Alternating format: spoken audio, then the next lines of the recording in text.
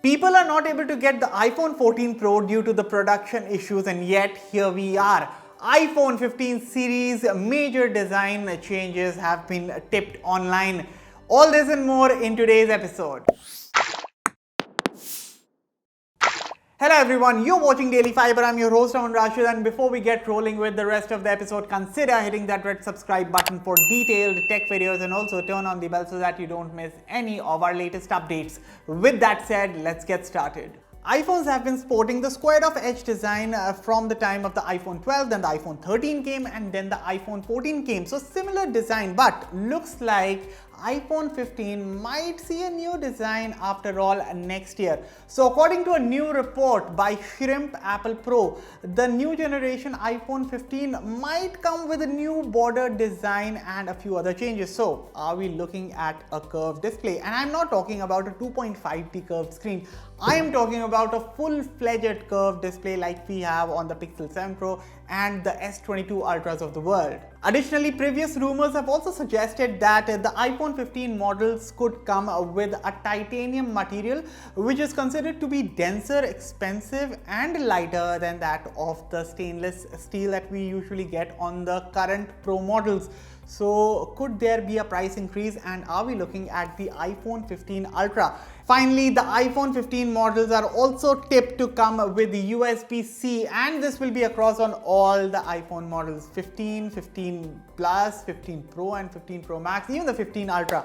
So speculations are of course there that all the iPhones will get a USB Type-C. So definitely the iPhone 15 is shaping up to be one true heck of a smartphone, one true upgrade that fans have been waiting for quite a while now.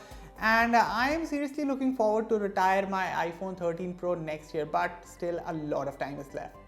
After Twitter, Meta and then Amazon, it is now Google's turn to follow the trend. What I mean is that Google is also planning to lay off 6% of its workforce, which is about 10,000 of its employees. So according to a new report, Google plans to evaluate the performance of its employees through a new ranking and rating system, and this system itself will help the managers kick off the employees based on their underperformance starting in 2023. Again, at this point, all of this is just a report and nothing has been officially confirmed by Google parent Alphabet. Although if we do look at the code conference that happened in LA 2 months ago, during that conference, Sundar Pichai did hint at the upcoming layoffs in the company. OnePlus is quite a popular brand in India, and many people like purchasing their premium offerings in the country, considering how Samsung and Apple price their flagships way over 70,000 rupees. So when it comes to price to performance ratio, people like OnePlus and they love purchasing their products. So anyone who's been wanting to purchase a OnePlus flagship, well, the OnePlus 10 Pro has just received a price cut in India, 5,000 rupees flat discount of its official price. The new prices are 61,999 and 66,999 for the 8GB RAM and 12GB RAM options. So if you've been wanting a big battery 5G phone with 80-watt fast charging, good cameras and a curved display that is just gorgeous, you can always get the OnePlus 10 Pro at this good pricing. Of course, the phone does have its quirks, but when it comes to price to performance ratio, the OnePlus 10 Pro at this price is a solid deal. On a side note, OnePlus has also announced the development of the OnePlus 11, and that phone will be powered by the upcoming Snapdragon 8 Gen 2 chipset.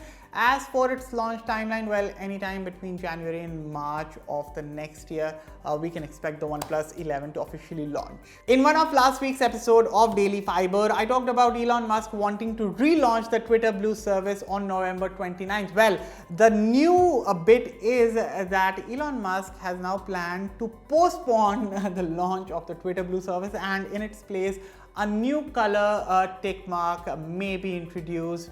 Well, that's what he's tweeting about. So if we go by his tweet, and I quote, "Holding off relaunch of Blue verified until there is high confidence of stopping impersonation." He also added that he will probably use different color check marks for organizations than individuals. So for now, the blue check mark remains exclusive to some account users, while other sections of the users might get a different colored check mark in the coming days. And with that, the only thing that I have to say here is that this is all a convoluted mess, and let's see what he has to do tomorrow.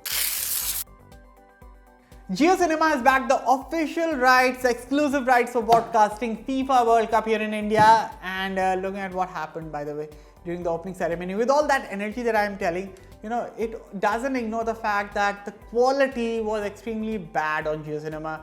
And many people complain about it on Twitter. So today I've got for you a few alternatives that you can consider if you don't want to watch FIFA World Cup on a Jio Cinema. So if you are a Jio customer, then you can always use the My Jio app or the Jio TV app. All you need to do is to log in with your number, and then you can enjoy FIFA World Cup using your Jio number. Then if you're a V customer, that is a Vodafone Idea customer, then you can use the My V app or the V Movies app, and then again you'll have to log in with your V number, and then you can enjoy watching FIFA World Cup on your phone or TV, wherever the app is available. But what I would suggest is that, get yourself the Sports 18 channel subscription, check with your local DTH provider. Just get the subscription to the channel. It is available in both SD and HD channels, and you'll be able to watch FIFA World Cup if you love watching the sport in English. And if you prefer Hindi, then you can also take the subscription for MTV channel.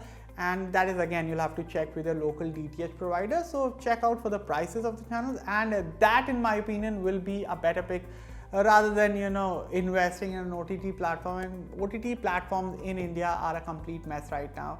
So of course, go for the Sports 18 and the MTV Hindi channel and enjoy FIFA World Cup in all its glory.